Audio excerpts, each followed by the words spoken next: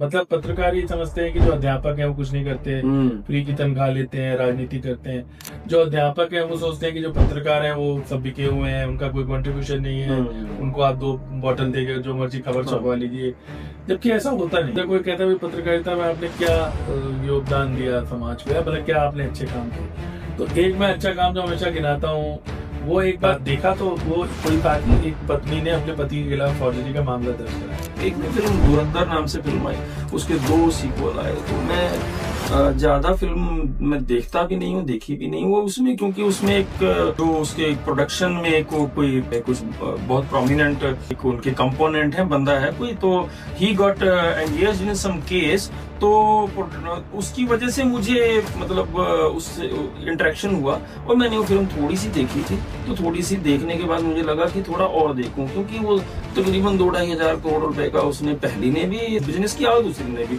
मुझे लगा इतनी बेतहाशा चल रही है फिल्म, इसमें ऐसा है क्या। और मुझे बड़ा अफसोस हुआ कि उसमें बहुत सारी ऐसी भाषा इस्तेमाल की गई थी, ऐसी गालियां थी जो रूटीन में भी, मतलब हम हॉस्टल में भी जब थे ना, तो उस तरह की गालियां उसमें गुरेज करते थे। और जो उसमें कतरों गा रहे थे, जो हाँ देखने में वो फिल्म कम लग रही थी, वो बच्चों की जो वो क्या होती है वीडियो गेम होती है ना, वैसे ज्यादा लग रहा था, क्योंकि इतना ब्लड शेड जो है वो प्रैक्टिकली तो फिजिकली पॉसिबल ही नहीं है।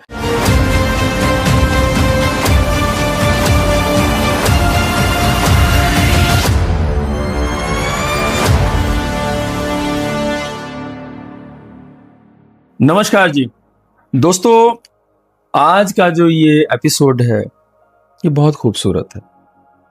मुलाकात वैसे भी बहुत खूबसूरत होती है, वो भी जब किसी लिटरेचर के शख्स से हो। एक वो इंसान जो भाषाविद हैं, बहुत मीठी बोली बोलते हैं और बोलना सिखाते हैं। हिंदी के professor doctor Gurmeet Punjab university में डिपार्टमेंट के चेयरमैन रह भी चुके हैं। अभी कुछ आने वाले वक्त में बाय रोटेशन वो दोबारा से चेयरमैन बनने जा रहे हैं। मेरे बहुत अच्छे दोस्त हैं और आज मुझे बहुत खुशी महसूस हो रही है कि मैं उनसे बातचीत कर रहा हूँ, बिल्कुल इनफॉर्मल, हमारी कोई तैयारी नहीं है, किसी तरह के सवाल तय नहीं किए हैं। उनका पोर्टफोलियो बहुत बड़ा है, अगर वो बताने लग गया तो 15-20 मिनट उसमें चले जाएंगे और बात नहीं हो पाएगी। तो बात सीधी शुरू करते हैं। डॉक्टर गुरमीत, आपका बहुत बहुत स्वागत है हमारे स्टूडियो में ला सिटा लीगल की सारी टीम की तरफ से। थैंक यू अनिल भाई, थैंक यू। सोचा नहीं था 30-35 बरस से मैं आपको देख रहा हूँ कि हम इस तरह बैठ के बात कर रहे होंगे, तो बड़ा अच्छा लग रहा है कि आप वकालत के साथ साथ इस तरह से लोगों तक बातें पहुंचाने के लिए और एक जोड़ने के लिए लोगों को ये कार्यक्रम कर रहे हैं। तो बहुत धन्यवाद, आपने मुझे बुलाया। गुरमीत जी, पता क्या है बात, ये है कि जो पॉडकास्ट या सोशल मीडिया की चारपाई है, पॉडकास्ट जो है ना, मुझे ये हमेशा ये लगता है कि जो पहले गांव में हमारे वो होती थी ना, चौपाल बिछती थी, तो बैठकर बातचीत करने का मौका मिल जाता था। तो ये नए युग की नई ये चौपाल ही है।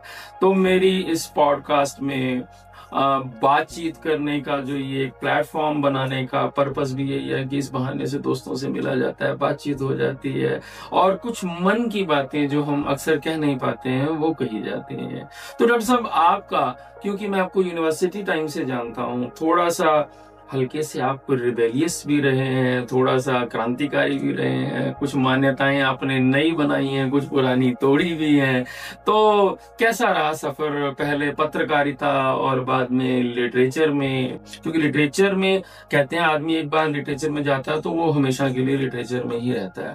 तो पत्रकारिता और लिटरेचर, साहित्य जो बहुत दूर तो नहीं है, पर क्योंकि आप एक ऐसे शख्स हैं जो दोनों के बीच में पूरी तरह से डूबकर तैरते हुए बाहर आए हैं और दोनों ही समंदर आपने ऑलमोस्ट अच्छे से एंजॉय भी किए हैं, वो यात्राएं आपने बहुत अच्छे से, एक एक पड़ाव आपने बहुत अच्छे से जिया है। किस तरह का तजुर्बा था? देखिए, पहली बात तो आपने कहा कैसा रहा, तो पहली बात तो ये कि ऊपर वाले का मैं बहुत शुक्रगुजार रहता हूँ हमेशा, कि मुझे पर्सनली ऐसा लगता है, और ये मैं केवल इसलिए नहीं कह रहा कि कहने के लिए कह रहा हूँ या किसी ह्यूमिलिटी में कह रहा हूँ, मैं सिर्फ इसलिए कह रहा हूँ कि मुझे हमेशा ऐसा लगता है कि जितना मैं योग्य हूँ ईश्वर ने मुझे उससे ज्यादा दिया। बहुत अवसर मिले पत्रकारिता में जब मैं था तो भी, और शिक्षण में आने के बाद भी, और कारगिल युद्ध उदाहरण के लिए मैंने देखा, जो अपने आप में एक लाइफ टाइम एक्सपीरियंस था। गुजरात की अर्थक्वेक देखी, तो बहुत सारी चीजें देखी। जहां तक दोनों जगहों की बात है, देखिए दोनों बिल्कुल अलग अलग तरह की नौकरियां हैं और काम है। और जैसे बोलते हैं ना, मैं कई बार मुझसे सवाल पूछते थे लोग जब मैं नया नया आया था टीचिंग में वहां से छोड़ के, कि जी वहां अच्छा था तो कि यहाँ अच्छा है। तो एक बार मैं आपको बताऊं, सच्ची घटना है। एक सज्जन ने मुझे कार्यक्रम में मिले यूनिवर्सिटी में, उन्होंने कहा वहां, मैंने कहा दोनों जगह अच्छा है। तो फिर उन्होंने दोबारा पूछा, फिर सेम आंसर दिया मैंने, फिर उन्होंने दोबारा पूछा एक ही दिन में। फिर जब मैंने कहा तो कहते नहीं सुना है वहां बहुत खराब हाल है, यानी पत्रकारिता। तो मैंने कहा आपने काम किया है? तो उन्होंने कहा नहीं।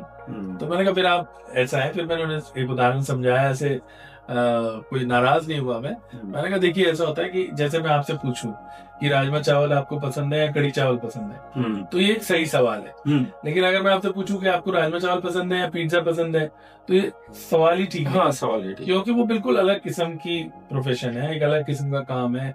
और टीचिंग एक बिल्कुल अलग किस्म का काम है, अध्यापन एक बिल्कुल अलग किस्म का काम है। जो कुछ भी हमें है, मुझे ऐसा व्यक्तिगत तौर पे जब मैंने छोड़ा भी था, तो जैसे आप जानते हैं हर जगह राजनीति होती है, ये वो, तो एक बार मुझे असफलता भी मिली। तो वो तब भी मैंने यही कहा कि हमें जो कुछ भी लगता है कि हमें जो कुछ भी मिला है वो भाषा के कारण या हिंदी के कारण। मैं जब टीचिंग में भी आया तो मेरे मन में ये भी था कि चलो पत्रकारिता में मैंने 12 वर्ष लगाए और ईश्वर की दया से ठीक एक वो बनी लोगों के बीच में। तो मुझे ये लगता था कि हिंदी ने हमें दिया है सब कुछ, और वो हिंदी का जो संस्कार है वो हम पैदा करें। एक और इंटरेस्टिंग बात मैं आपको बता दूं कि जैसे मैं तो पत्रकारिता से टीचिंग में आया हूँ, बहुत सारे लोग टीचिंग से भी पत्रकारिता में गए। हाँ, के लिए धर्मपुर भारती, जिन पे मेरी पीएचडी भी है और एक समय मेरे पसंदीदा लेखक थे, तो वो अध्यापक थे इलाहाबाद विश्वविद्यालय में और बाद में धर्मयुग में उन्होंने 26 वर्ष तक 1986 तक सच में और कितने नए प्रतिमान स्थापित किए। तो ये आवाजाही बहुत अच्छी बात। एक जो दुर्भाग्यपूर्ण सी बात लगती है वो ये कि पहले पत्रकारिता और साहित्य या पत्रकारिता और जो आलोचक अध्यापन जो भी कह लीजिए आप, उनमें आपस में कोई दूरी तो आई नहीं। अभी क्या है कि दूरी तो आई है, साथ के साथ एक प्रकार का सम्मान का भाव कम हुआ है, जो मैंने महसूस किया। मतलब पत्रकार ये समझते हैं कि जो अध्यापक है वो कुछ नहीं करते, फ्री की तनख्वाह लेते हैं, राजनीति करते हैं। जो अध्यापक है वो सोचते हैं कि जो पत्रकार है वो सब बिके हुए हैं, उनका कोई कंट्रीब्यूशन नहीं है, उनको आप 2 बॉटल देकर जो मर्जी खबर छपवा लीजिए।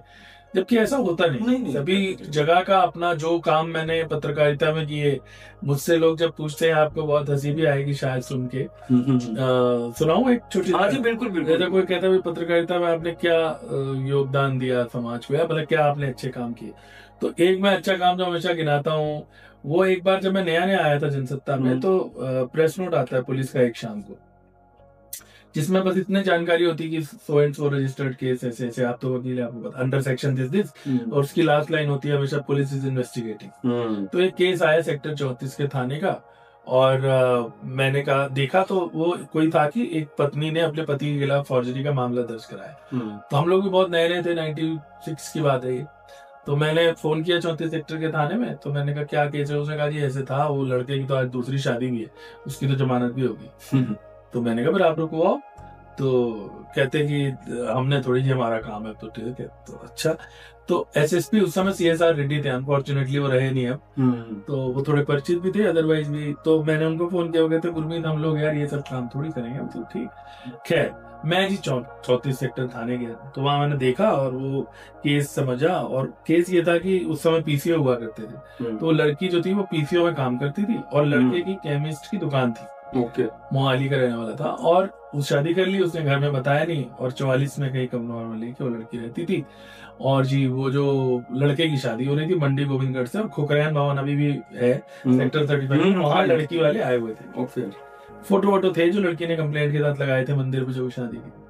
तो जी मैंने एक और दोस्त लिया साथ में, और मैं खुकरैन भवन पहुंच गया। अच्छा, जो कि मेरा काम नहीं था, बस किया। तो वहां मैंने लड़की के फादर को बुलाया, है ना, और उनको कहा कि सर ऐसा है कि ये जो बगल में 34 सेक्टर का थाना है, ये लड़का जिससे आपकी लड़की की शादी हो रही है शादीशुदा है ऑलरेडी, और आप जाके देख लो। अच्छा, अब किसी को भी आप जाके बताएंगे ये बात तो जाएगा ही, चला जाएगा 1 किलोमीटर दूर। तो वो चला गया, हम लोग उधर ही आसपास मंडराते रहे।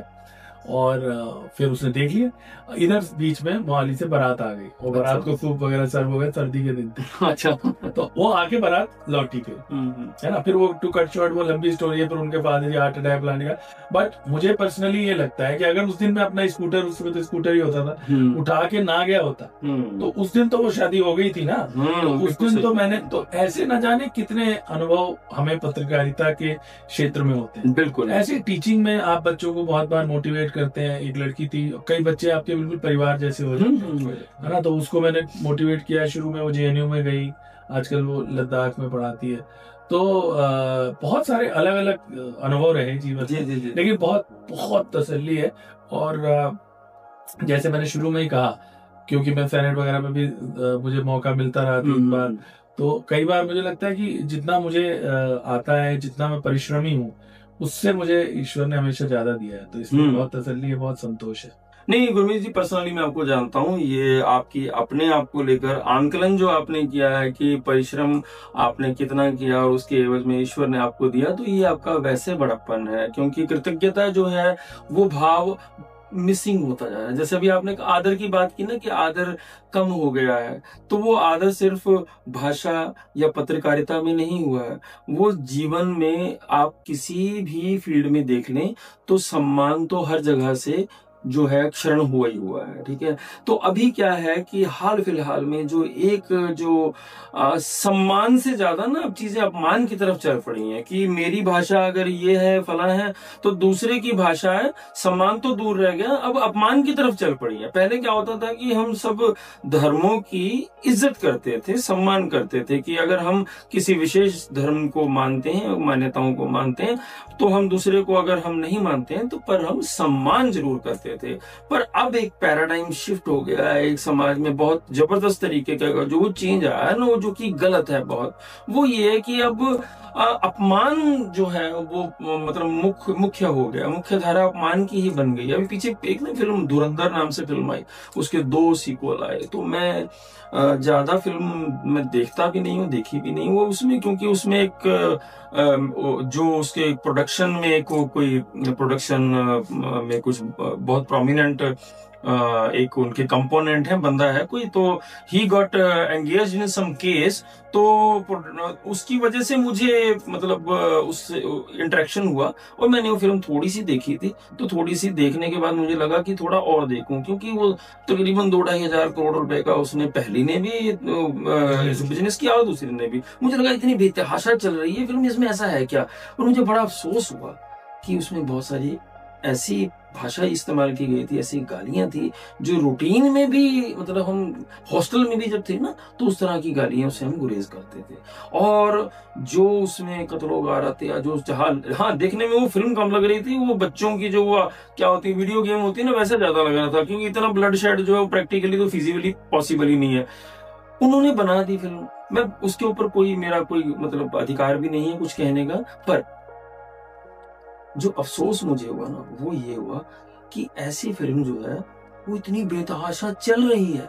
मतलब ये कि समाज का कौन सा ऐसा वर्ग है जो उसको इतना पसंद कर रहा है, कमाल हो गई। क्योंकि पहले ना 2000 से पहले 8-10 फिल्मों की जब वो आती थी फहरिस्त ना कि ये सबसे ज्यादा चली हुई फिल्में हैं, तो उसमें से ना 5-6 फिल्में तो जय संतोषी माँ, राजा हरिश्चंद्र और पारिवारिक बेस की ही फिल्में होती थी। तो अब ये जो चेंज आया है, आपको क्या लगता है? बीइंग टीचर, यूनिवर्सिटी में आप पढ़ाते हैं, हजारों बच्चे आपके एक तरह से मार्गदर्शन में होकर गुजरते हैं, ये इतना भयानक जो चेंज है वो किस तरह से देखिए, जब आप ये बोल रहे थे ना सारा, तो अनायास, क्योंकि ये चीजें अनायास हमारे अंदर दबी रहती है। तो मैं जगजीत सिंह जी का बहुत बड़ा फैन हूँ और उनकी लगभग सभी गजलें अगर मैं कहूँ कि मुझे याद है तो अतिशयोक्ति नहीं होगी। तो मुझे 2 लाइनें याद आ रही थी उनकी एक गजल की, उनकी मतलब लिखते तो हम जानते हैं दूसरे, लेकिन जगजीत सिंह के माध्यम से हमारे तक आई है। हम दुश्मन को भी सीने से लगाना नहीं भूले, अपने बुजुर्गों का जमाना नहीं भूले। ये जो आक्रामकता है ना, ये निश्चित ही, देखो मैं ये तो नहीं कहता कि पहले नहीं थी, लेकिन ये निश्चित ही बढ़ी है समाज में। जो एक प्रकार का, उसके पीछे आप कुछ लोग मीडिया को दोष दे देते हैं, कुछ लोग और संयुक्त परिवार को टूटने को दे देते हैं, कुछ लोग अलग अलग कारण, कुछ लोग अनएम्प्लॉयमेंट है, परसेप्शन अपनी अपनी है, अलग अलग है। लेकिन मैं हमेशा बच्चों को भी यही समझाता हूँ, जो अभी मैंने आपको ये 2 लाइनें बताई, कि कभी भी किसी से आपने अगर मान लो कोई आपके सामने प्रतिद्वंदी है और आप उसे पराजित भी करना चाहते हैं, तो उसके 2 तरीके हैं, या तो आप उससे लड़ते रहें और दूसरा ये कि उससे आप गले लगा लें। बिल्कुल सही बात। तो वो शायद ज्यादा बेहतर और ज्यादा अच्छा तरीका, सटीक दूसरा हम लोग पूरी जानकारी के अभाव में, बोलने की जल्दी में बहुत ज्यादा है, सुनने की वो नहीं। तो उस वजह से जब तक आप वो नहीं देखेंगे, जब तक आप समझेंगे नहीं, जब तक आप अच्छे लिसनर नहीं बनेंगे, कौन व्यक्ति किस पृष्ठभूमि से, हर आदमी की अपनी इतिहास होता है। भाषा का भी जो आप कह रहे थे, मैं हमेशा ये कहता हूँ कि कभी भी किसी भाषा को ग्लोरीफाई ना करो। हमें अपनी भाषा को लेकर प्यार होना चाहिए, सम्मान होना चाहिए, मोह होना, सब कुछ होना चाहिए, लेकिन दूसरी भाषा को लेकर हम कोई वो रखें, वो नहीं रखना चाहिए। हमेशा हर भाषा अपनी सुंदर है, हर भाषा के साथ पूरा एक परंपरा जुड़ी हुई है। और अनफॉर्चुनेटली हमारे समाज में कहीं ना कहीं भाषा आज सबसे बड़ी कैजुअलिटी है जी। भाषा को लेकर हमारे में संजीदगी की बहुत कमी है। थोड़ा बहुत मुझे लगता है उत्तर भारत में और ज्यादा, जिस तरह से हमें उन भाषा के सवाल को लेना चाहिए, हमने बहुत हल्के से ले रखा है। कुछ ये जो व्हाट्सएप, दुनिया भर की चीज, अब तो आप देखते हो ये विजुअल एक्सप्लोजन का हम बोलते हैं जमाना, जिसमें भाषा बहुत बड़ी, शब्द बहुत बड़ी कैजुअलिटी है। अभी मैं पीछे पढ़ रहा था वर्ल्ड फोटोग्राफी डे पे, और हम लोग सब उससे शिकार हैं। जैसे पहले मान लो, मैं आपको एक उदाहरण दूंगा, अभी 1-2 जगह घूमने गया, रोज मैं फोटो डालता रहा, रोज मैं रील बना के डालता रहा, बट कभी मैंने ये कोशिश नहीं की कि उसके बारे में लिखूं भी। क्योंकि आसान है बहुत, शॉर्टकट, आपने फोटो डाल दी, फोटो डालने में आपको कुछ लगा ही नहीं, लिखने के लिए आपको शब्द जो होते हैं, शब्द साधना बहुत बड़ी चीज है। बिल्कुल सही बात है। ये इजी रास्ता है। दूसरा, आजकल आप देखिए कुछ भी करेंगे, पहले वो इमोटिकॉन आए, अब उसके बाद स्टिकर आए, ये सुनने में, देखने में थोड़े आकर्षक भी लगते हैं। आप ओके लिखोगे, 10 स्टिकर आपके सामने ऑप्शन अपने आप से ऑप्शन आ रहे हैं, तो उसमें कहीं ना कहीं शब्द पीछे छूट रहा है। और इसमें कोई हिंदी ये नहीं है, कई बार लोग कहते हैं हर भाषा के साथ, बल्कि अंग्रेजी वालों के साथ तो ज्यादा है, क्योंकि हिंदी क्योंकि फोनेटिक भाषा है ना, तो हम वही लिखते हैं जो हम उच्चारित करते हैं। अब आप देखिए जो शॉर्टर वर्जन चल रहे हैं, अब हमारे जो और सब्जेक्ट्स के टीचर हैं, हमारे यहाँ तो ये समस्या नहीं है, लेकिन जो और सब्जेक्ट्स हैं, मान लो पॉलिटिकल साइंस और, वहां पे बच्चे आंसर बुक में भी वो यूज करने लगे, क्योंकि वो इतने अभ्यस्त हो गए हैं। मैं आपको अपना उदाहरण देता हूँ। मैं एक बार कोई थे सीनियर बुजुर्ग, उन्होंने कहा कि उन्हें मैसेज नहीं आता, उन्होंने कहा जी फलानी जगह मैसेज कर दो, और उस मैसेज में मतलब उनके फोन से कर दो। मैं कहा ठीक है, उन्होंने कहा ये लिख दो कि मैं ये नहीं मिला, कुछ चेक लिखना था वर्ड उसमें। आप यकीन मानिए मैंने CHEK लिख दिया, क्योंकि हम सामान्य व्यवहार में हुए, और बाद में मुझे बुरा भी लगा, क्योंकि गया तो उनके फोन से। अब जिसके पास गया वो तो ये सोचेगा कि उनको चेक की स्पेलिंग भी नहीं आती है ना। तो भाषा का आज के समय में बहुत इमोशंस और चीजें वो अलग हैं। मैं मानता हूँ हमेशा कि वो सारी जगह, वो चाहे आप भारत चले जाओ, चाहे आप बाहर चले जाओ, सब जगह प्रेम, घृणा, जेलसी, प्रतिस्पर्धा, ये बेसिक इमोशंस है, वो हमेशा रहेंगे हर जगह। लेकिन भाषा है ना, आपको गढ़ती है, उसकी तरफ हम संजीदा नहीं है। और वो संजीदा क्यों नहीं है, अगेन जैसे मैंने कहा, वो कहाँ से आएगी? जब आप कहानियां पढ़ेंगे, जब आप कविताएं देखेंगे। बिल्कुल सही बात है। अच्छा, बड़े से कवि हुए हिंदी के सुदामा पांडे धूमे, वो कहते हैं, अगर मुझे वो लाइन सही याद है, कि कविता भाषा में आदमी होने की तमीज है। क्या बात, दोबारा बताइए। वो कहते हैं कविता क्या है, ऐसे करके उनकी कविता कि क्या कुर्ता पजामा है, वो कहते हैं नहीं, क्या पहनावा है, नहीं, और लास्ट में आके वो कहते हैं कि कविता भाषा में आदमी होने की तमीज है। तो जो भाषा है, इसका जो प्रश्न है, जो हम लोग आमतौर पे कहते हैं ना कि भाषा जो अभिव्यक्ति का साधन है, एक दूसरे से विचार आदान प्रदान का, ये बहुत हम लिमिट करके देखते हैं। क्योंकि अभी तो आप देख ही रहे हो इमोटिकॉन, अब तो जरूरत ही नहीं है, संकेतों से मुझे पानी पीना, मैं ऐसे कर दूंगा। तो अभिव्यक्ति के और भी था, लेकिन भाषा इससे बहुत गहरी चीज है। वो थोड़ा हमें उसकी तरफ सजग होना चाहिए। जो हमारा स्टोरी कल्चर है, अनफॉर्चुनेटली हिंदी में तो मैं हमेशा कहता हूँ कि हमारा ज्यादा जोर व्याकरण पे रहता है ना, तो वो बच्चों में फिर वो इंटरेस्ट डेवलप नहीं होता है। तो अगर आप कहानियां पढ़ो, कहानियां बहुत अच्छी चीज है। मतलब कोई चीज, मैं आपको एक छोटा सा उदाहरण दूं कि बोध कथाएं मुझे बहुत पसंद है। तो एक बोध कथा मुझे हमेशा याद रहती है कि सारी चीजें जो है आपकी जवाब दे जाती है उम्र के साथ। आंखों की ज्योति कम हो जाती है, हाथों की ताकत कम हो जाती है ना, इस तरह दांत गिर जाते हैं, लेकिन जीत वैसी की वैसी रहती है। और आप ध्यान से सोचें, तो कोई फर्क नहीं पड़ता उसकी शक्ति। तो उसमें बोध कथा में वो गुरुजी क्या समझा रहे हैं कि जीव इसलिए रहती है कि वो नरम है, तो अगर आप विनम्र रहोगे तो आप लंबा चलोगे। तो अगर आपने लंबा चलना है तो आपको विनम्रता सीखनी चाहिए। अब मैं ये बात जो कहने की कोशिश कर रहा हूँ ये कि देखिए, एक छोटी सी कहानी से जब आप कोई बात कहते हैं है ना, तो वो बहुत प्रभाव होती है। तो इसलिए वो सीखना चाहिए। और वो कैसे आएगा, जब थोड़ा बहुत हम पढ़ें, और आजकल नए माध्यमों में भी आसानी से उपलब्ध है।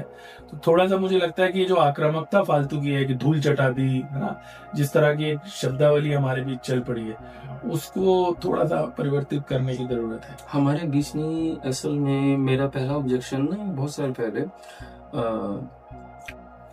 टीवी पर जब खबरें सुनते थे, दूरदर्शन या इस पर, तो उसमें जब ये आते थे ना, तो मैं आई वाज जस्ट स्टूडेंट, तो नॉट इन दैट पोजीशन कि कुछ बहुत अच्छे से मैं एक्सप्लेन कर सकूं, पर जो एक प्राइमा फेसाई जो एक प्रभाव आता है, जो भाषा का जो भाव आता है, तो उसमें होता था मार गिराया गया, भून दिया। मतलब ये एक्सप्रेशन ही अपने आप में बड़े एक तरह से अटपटे होते थे।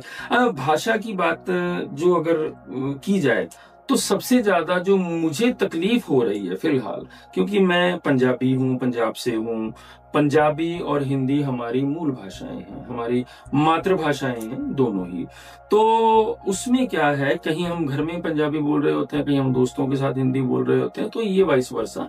अब होता क्या है कि गुरमीत सर, मुझे इस बात का जवाब कहीं से नहीं मिल पा रहा है कि हिंदी की गलतियां कहीं पर लिखा होता, बोर्ड लिखे हैं, पब्लिक बोर्ड्स लिखे हैं, नोटिस लिखे हैं, सरकारी नोटिस लिखे हैं, उनमें भी हिंदी पंजाबी गलत लिखी हुई है और कोई किसी को तकलीफ नहीं होती है। जबकि अंग्रेजी के साथ ये है कि हम बच्चा अगर अंग्रेजी में कोई गलती करता है तो उसको मार भी पड़ती है, डांट भी पड़ती है, पर हिंदी और पंजाबी के साथ कोई ऑब्जेक्शन नहीं है किसी को।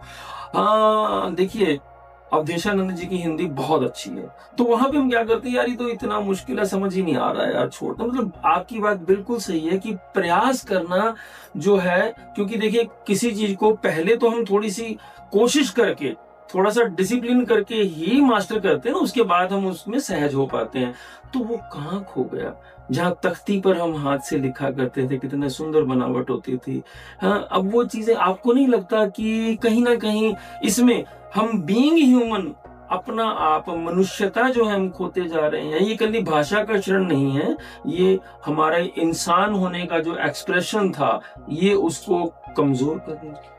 देखिए, पहली बात तो ये कि क्योंकि हम ब्रिटिश कॉलोनी रहे जी, है ना, तो ये जो अंग्रेजी हिंदी या अंग्रेजी पंजाबी या हिंदी पंजाबी का प्रश्न है, ये उससे जुड़ा हुआ है। अगर हम संयोग से फ्रेंच कॉलोनी होते तो हम आज बिल्कुल सही बात, वो कनाडा में क्यूबेक में है जैसे। हाँ जी, पुर्तगाल, गोवा आपको पता है बाद में आजाद हुआ है। जी हाँ जी, वो पुर्तगाल में एक बार गया, वो कहते हैं जी पुर्तगाल को भारतीय कॉन्स्टिट्यूशन में शामिल होना चाहिए। बिल्कुल। तो ये चलता रहता है, और वो उसकी वजह से एक जमाने में हमें भी लगता था, जब हम स्टूडेंट थे, जब आपने भी हमें देखा होगा, जब शायद इसीलिए आपने कहा भी होगा, मुझे टीएन शेषन अभी भी याद है, वो बहुत बड़े सीईसी चीफ इलेक्शन बने थे, और बाद में उनका जैसे भी राजनीति रही, लेकिन उस समय नो डाउट उन्होंने इस इंस्टीट्यूशन को बहुत पहचान दिलाई थी। जी जी, तो उनसे वो भारतीय संस्कृति की बात करते थे। तो वो एक बार आए चंडीगढ़, तो उनका यूनिवर्सिटी में फंक्शन था और फिर डीएवी कॉलेज सेक्टर 10 में, और दोनों में मैंने एक ही सवाल पूछा कि आप भारतीय संस्कृति को अंग्रेजी में कैसे रिवाइव करेंगे, क्योंकि हर संस्कृति की अपनी एक भाषा होती है जी। और रात को हॉस्टल में सीआईडी वाले मेरे बारे में पूछताछ कर ले आए थे, अरे ऐसा तो नहीं। तो उस समय हमें ऐसा लगता था अनिल भाई कि जब तक अंग्रेजी को हम बिल्कुल दफन नहीं कर देंगे कई 100 गड्ढे में, तब तक हिंदी का भला नहीं होगा। लेकिन ईमानदारी की बात यह है कि इतने सालों बाद अब जब हम और परिपक्वता आती है, तो हमें लगता है कि कोई लड़ाई ऐसी जरूरत ही नहीं है। हर भाषा अच्छी है, अंग्रेजी भी अच्छी भाषा है, हिंदी भी अच्छी भाषा है। हम लोगों के यहाँ थोड़ा सा इस चीज को लेके, अब जैसे मैं आपको एक उदाहरण दूं, मुझे ताशकंद में मौका मिला था जाने का, उज्बेकिस्तान जो सोवियत यूनियन से अलग होकर जो 15 देश राष्ट्र बने उनके साथ, तो उन्होंने भी स्टालिन की मूर्तियां तोड़ी, वो भी उनसे नाराज थे, लेकिन रशियन भाषा नहीं छोड़ी उन्होंने जी। और वहां अगर आप जाएंगे तो आप देखेंगे जब लगभग सभी लोग जो पहले के लोग हैं उन सबको रशियन आती है। भाषा से झगड़ा नहीं होना चाहिए। अब हम लोग तो हिंदी उर्दू को लेके लड़ते रहते हैं, जबकि इतनी अच्छी शायरी, इतने अच्छे शायर, हम क्यों बोलते हैं कि गालिब हमारे नहीं है। मैं तो, मुझसे अगर आप पूछें, या कोई कई बार लोग ऐसे अनजान मिल जाते हैं ना कि भाई हमारा साहित्य में रुचि है, आप बताइए हम कौन से पोएट पढ़े, तो यकीन मानिए वैसे तो सब अपनी अपनी जगह है, लेकिन मेरे से कोई कहे कि मुझे सिर्फ 3 नाम बताओ, तो मैं हमेशा कबीर, गालिब और निराला बोलता हूँ। तो वो हैरान होता है कि गालिब क्यों बोलते हैं। तो हमने कहा जी अब आपने हमसे पूछा है तो हमें बोलने दीजिए, तो आप पढ़िए। तो हम लोग भाषा के मामले में, अगेन वही मैंने कहा ना कि भाषा को लेकर जिस तरह का स्टिग्मा। वो एक सुरजीत पात्र जी की बड़ी अच्छी कविता है, नंद किशोर, नंद किशोर समथिंग, उसमें उन्होंने यही बोला है कि जो पंजाब का जो जाट है वो तो अपने बच्चे को अंग्रेजी स्कूल में भेज रहा है, और जो यूपी का नंद किशोर है उसकी जो बेटी है, वो जो आप कह रहे हो एग्जैक्ट उस कविता में वही भाव है, मुझे लाइनें नहीं याद रहती है लेकिन भाव मुझे याद है कि वो 2 गुत्ते करके स्कूल में तख्ती में आड़ा उड़ा सीख रही है, कविता है। तो भाषा को लेकर हमारा अब थोड़ा बहुत मुझे लगता है कि अब, क्योंकि ये जो कम्युनिकेशन का जमाना है, लोग अब महत्व को समझ भी रहे हैं और थोड़े से लोग इसको लेकर वो हो रहे हैं, लेकिन जो आप आक्रामकता का कह रहे हो, मैं आपको बताऊं एक उदाहरण मैंने हमेशा ऑब्जर्व किया, अगर भारत पाकिस्तान को किसी मैच में हराता है और भारत इंग्लैंड को किसी मैच में हराता है, भाषा जो हेडलाइन है अगले दिन अलग अलग होगी। बिल्कुल, वहां हो सकता है ये हो कि भाई 10 विकेट से हरा दिया, यहाँ होगी धूल चटा दी जो आएगा।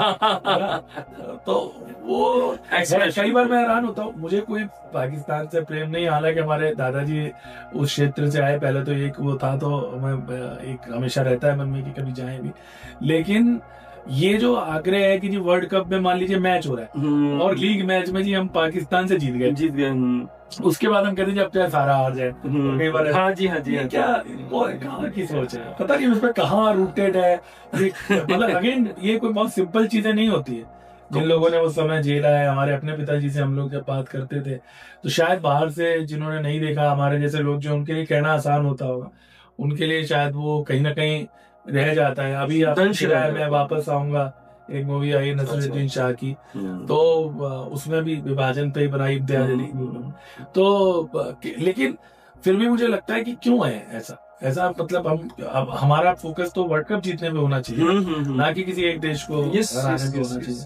तो वो है समाज में, तो उसका जैसे मैंने बताया, एक तो जो कॉलोनियल जो हमारी इम्पैक्ट है, तो उससे मुक्त होने में संभवतः टाइम लगेगा। और कई बार लोग कह देते हैं 75 वर्ष कोई समय नहीं होता। अभी मैं पीछे सिंगापुर गया था, छोटा सा देश है आप जानते हैं, तो लोग उनकी उपलब्धियों को ये कह देते हैं जब कभी किसी से बात, क्योंकि आप जानते हैं सिंगापुर बहुत अनुशासन है और बहुत ज्यादा डिसिप्लिन और बहुत ही सिस्टम से चलने वाला देश है, तो लोग कह देते हैं कि जी बहुत छोटा है इसलिए है जी, हमारे इसलिए नहीं हो सकता। तो मैं उनसे पलट के सवाल पूछता हूँ कि आप ये देखो कि अगर वो छोटा है तो फिर वो, और एक तरह से बड़ी बात है कि वो इतनी बड़ी ताकत बन गया है ना, कि वर्ल्ड में इतना वो है, तो इसलिए ये नहीं हमें सीखना चाहिए मुझे लगता है। और सिंगापुर ने क्या किया, अगर आप उनका पढ़ेंगे, लाइब्रेरीज पे बहुत जोर दिया, यस सबसे पहले लाइब्रेरीज का वो किया। अब हमारे यहाँ पर वो कल्चर संभवतः सबसे जो वो खाली और एकांत और निग्लेक्टेड जगह किसी भी शहर में हमारे यहाँ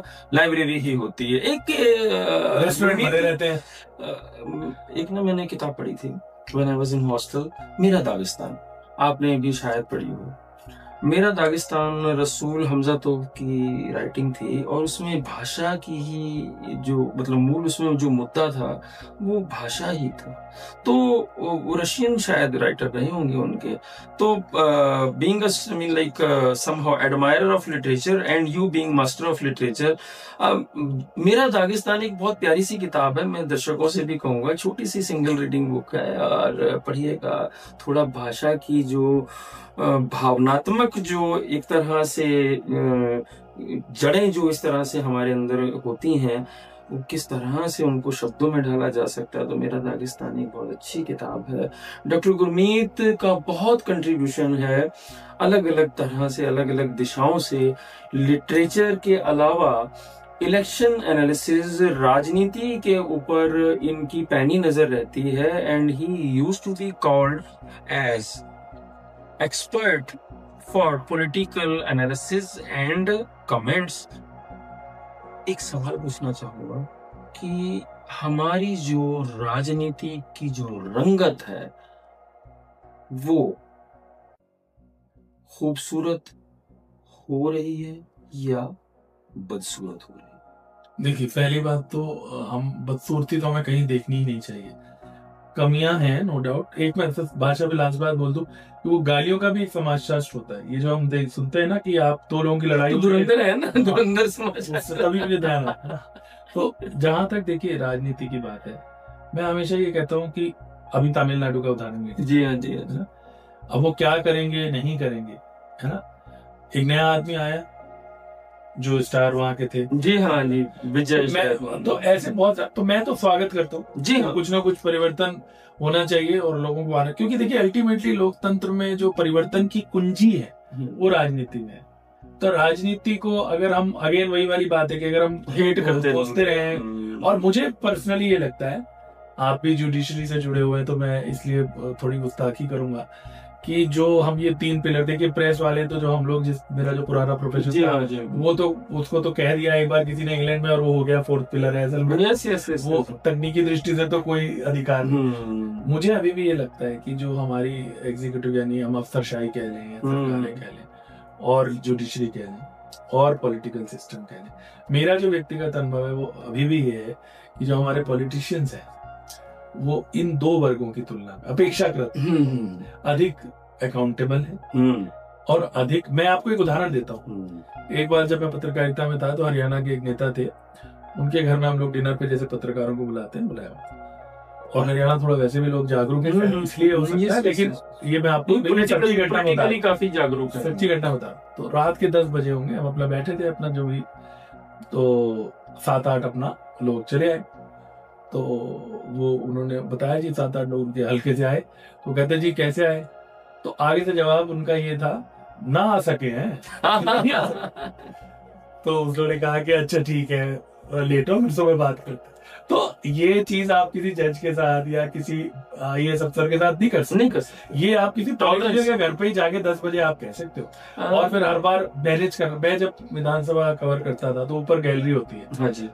तो पत्रकार भाई हमारे वैसे भी थोड़े टीका टिप्पणी ज्यादा करते हैं, वो रहते हैं कि जी ये देखो कैसा है, वो कैसा है ना, इसने ऐसे कपड़ा पहना हुआ है, इसकी धोती ऐसे हो रखी है। तो मैं हमेशा ये कहता था कि भाई देखो ये आदमी 1.5 लाख की कॉन्स्टिट्यूंसी मैनेज करके आया है। हाँ। उसको तुम्हें अनपढ़ लग रहा है तो उससे 5 आदमी नहीं मैनेज होते हैं अपने घर के, बड़ा मुश्किल है जी। तो इसलिए मेरा व्यक्तिगत तौर पे ये है कि जो नेता हैं बड़ा जरूरी है लोकतंत्र में, और डेमोक्रेसी हमारी जो है देखो बची रही है और देशों की तुलना में। हमारा संविधान बचा रहा है, अगर हम संविधान की एवरेज आयु देखें तो बड़ी कम बताई जाती है, आपको ज्यादा पता होगा जो और देशों की है। जी हाँ जी, है ना। तो मुझे लगता है कि हमें विश्वास रखना चाहिए और मुझे उतने बुरे नहीं लगते हैं। और जो नेता है नेचुरली हमें कोशिश करनी चाहिए, अकाउंटेबल बनाने की कोशिश करनी चाहिए, और उनके माध्यम से उनको हम अगर वो करें तो, क्योंकि उन्होंने अल्टीमेटली आपके पास वोट लेना है। कई बार लोग कहते हैं जी बार-बार इलेक्शन नहीं होने चाहिए, देश में बड़ी बहस चलती है। वन नेशन, मैं कहता हूँ अच्छी बात है बार-बार होते रहे, क्योंकि उन दिनों में नेता आ तो रहे आपके पास और आप जो मांगोगे वो दे भी रहे। मैं अपने बच्चों को कई बार कह देता हूँ, या और जगह भी स्टूडेंट बाकी इलेक्शन में, कि भाई जो मिल रहा है ना, जो भी सिस्टम है वो लेते रहो, वोट अपनी मर्जी से दो, कुछ तो मिल रहा है। सही अगर आप किसी, तो इसलिए मुझे लगता है कि पता, ये तो चलिए लाइटर उसमें हो गई कि डेमोक्रेसी में पॉलिटिशियंस का रोल बहुत इंपॉर्टेंट है, और अगर आप कोई परिवर्तन लाना चाहते हैं तो वो कुंजी राजनीति में वहीं से आ सकती है। तो इसलिए लोगों को उसमें रुचि लेनी है। मैं आपको एक उदाहरण देता हूँ, मान लो मैं यूनिवर्सिटी में हूँ, आप अगर टीचर से पूछ लेंगे 50% टीचर्स को यही नहीं पता होगा कि सिंडिकेट का कंपोजिशन क्या है, सेनेट क्या है, नहीं पता होगा, है ना।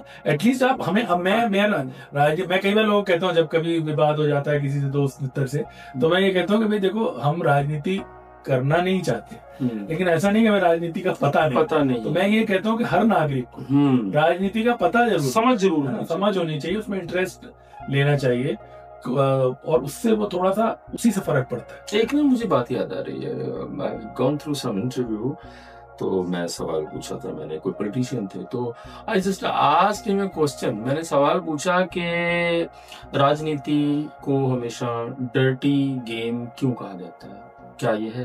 तो कहते हैं हाँ बिल्कुल है। I was not expecting this answer. तो मैंने कहा इतना स्पष्ट आप कह रहे हैं तो किस बिना पर? कहता सागर साहब एक बात बताइए कि कितने लोग हैं जो पढ़े लिखे लोग हैं जो अपने बच्चों को डॉक्टर बनाना चाहते हैं, इंजीनियर बनाना चाहते हैं, प्रोफेसर, वकील, कुछ भी बनाना चाहते हैं, और तो और IIT करवा देंगे, ITI करवा देंगे, प्लम्बर का कोर्स करवा देंगे। कोई एक परिवार बताएं जिसने MLA बनने की तैयारी शुरू करवाई हो बच्चों की? उसको छोड़ दीजिए कि उनके फादर एमएलए थे या उनके पिता और फैमिली में कोई राजनीति में था। तो जब अच्छे लोगों को, इंटेलिजेंट लोगों को आप तैयार ही नहीं करेंगे ग्रास रूट से, तो आप जब 25-27 साल की उम्र में जब आदमी राजनीति में आता है तो वो आदमी आता है जिसको ये लगता है कि मुझे लाइन में क्यू में खड़े होकर वेट नहीं करनी है, और जो पढ़ाई या उन चीजों से थोड़ा सा दूर जा चुका होता है। तो जब वो चॉइस ही नहीं है, अच्छे लोगों की चॉइस ही नहीं है राजनीति करना, तो राजनीति में बहुत अच्छे लोग आप कहाँ से पाएंगे? तो वो गुरमीत सर नहीं, सही है, ये बात सही है। मैं तो इसीलिए स्टूडेंट इलेक्शन का बड़ा पक्षधर हूँ जी, क्योंकि देखिए पंजाब यूनिवर्सिटी में इलेक्शन होता है और हरियाणा की किसी यूनिवर्सिटी में इलेक्शन नहीं होता, पंजाब की भी नहीं होता। कई बार होता है जी लड़ाई है, नहीं होनी चाहिए। मैं हमेशा कहता हूँ होना चाहिए, क्योंकि इससे आदमी सीखता है। हमारे स्टूडेंट से कई निकले भी हैं, आप देखते हैं साहब निकले, पवन बंसल है, जैन साहब है, नागरा है, आपके सब लोग, तो एटलीस्ट उनको वहाँ मौका मिला। और मैं तो बहुत आशान्वित हूँ, जो ये महिला रिजर्वेशन जब भी लागू होगा, मुझे लगता है इससे भी कुछ ना कुछ चेहरा जरूर बदलेगा, क्योंकि मैं इसको खुल के मानने में मुझे कोई गुरेज नहीं है कि मुझे ऐसा लगता है कि महिलाएं एक्सेप्शंस अगेन अलग हैं। अभी तो कूड़ा की घटना की इतनी चर्चा है तो ये शायद लोगों को बात गले ना उतरे, लेकिन मुझे लगता है कि महिलाएं ज्यादा बेहतर या ज्यादा संवेदनशील एक किरदार होती है। अगर वो राजनीति में आए तो या कम से कम उनका अधिकार बनता है, कुछ जो हमें शिकायतें दिख रही हैं, कुछ चेहरा बदलेगा। मैं आशान्वित हूँ इसको। जी बाकी होता क्या है ये तो, और बाकी तो जैसे कहते हैं ना, जब आदमी हुस्न देता है तो नजाकत आ जाती है, वैसे ही जब राजनीति में प्रॉब्लम ये है कि जब सत्ता आती है ना, वो सत्ता का चरित्र ऐसा है कि दिमाग खराब हो जाता है। हम लोग तो घासीराम कोतवाल पढ़ा, मतलब बहुत रेयर होगा, लेकिन ये जो आप कह रहे हैं कि वो थोड़ा बहुत जो उस पे टिके रहना और फिर कुर्सी को बचाए रखने की जो, हाँ ये बात, I was just waiting for this mean like development of the thought and talk, कि पता क्या होता है कि केजरीवाल साहब जब मतलब वो मूवमेंट लेकर आए थे एंटी करप्शन, तो उनका, बल्कि अपना अन्ना हजारे उनसे नाराज भी रहे कि हाँ जी राजनीति में हमें राजनीति नहीं करनी, हमें पार्टी भी बनानी, सब कुछ करना, बट हम सीधा राजनीति में कभी नहीं जाएंगे। तो केजरीवाल साहब को या उनकी टीम को लगा होगा कि यार जब तक हम बीच में नहीं जाएंगे तो हम सब्सटेंशियल या थोड़ा रेडिकल या फंडामेंटल चेंज लाएंगे भी कैसे। पर कहते हैं कि जब आप खेल को खेलना शुरू करते हैं तो उसको तो फिर उसके नियमों के हिसाब से ही खेलना पड़ेगा। तो उसके बाद वो सब हुआ जो राजनीतिक पार्टियों के साथ होता है, उसमें भ्रष्टाचार के आरोप भी लगे और जो कुछ भी रूटीन में होता है तो वो सब जगह ही होता है। गुरमीत सर, टाइम बहुत ज्यादा हुआ जा रहा है, हम पॉडकास्ट की मजबूरी है कि बड़ा लिमिटेड टाइम होता है, लोग सुनते भी नहीं है ज्यादा लंबी बातें। मेरा मन आपसे कर रहा है कि 5-7-10 घंटे का पॉडकास्ट होना चाहिए, लोग सुनेंगे नहीं, पर आपके साथ मेरा बातें करने का बहुत सारा मन है। मैं इसको अगले एपिसोड फिर मिलेंगे या कभी 2-4 हफ्ते में हम दोबारा फिर चर्चा करेंगे। एंड स्पेसिफिकली थोड़ा सा हिंदी भाषा को लेकर मैं आपसे कुछ एक सवाल है मेरे मन में, वो मैं आपसे क्लियर करना चाहूंगा जनता की तरफ से, मतलब मेरे दोस्तों और मेरे सुनने वालों की तरफ से। गुरमीत सर, आपका बहुत बहुत धन्यवाद, आपने वक्त निकाला, हमारे स्टूडियो में आए और बहुत अच्छी अच्छी बातें की, जिनमें हाँ बहुत हमने फॉर्मल बात नहीं की, पर ये इनफॉर्मल बातें करना इतना जरूरी हो गया, लोगों के पास समय ही नहीं है। तो दोस्ताना भाव बढ़ाने के लिए, भाषा के ऊपर, राजनीति के ऊपर अपने विचार रखने के लिए आपका बहुत बहुत धन्यवाद। थैंक यू, मुझे बहुत मजा आया। थैंक यू, नमस्कार।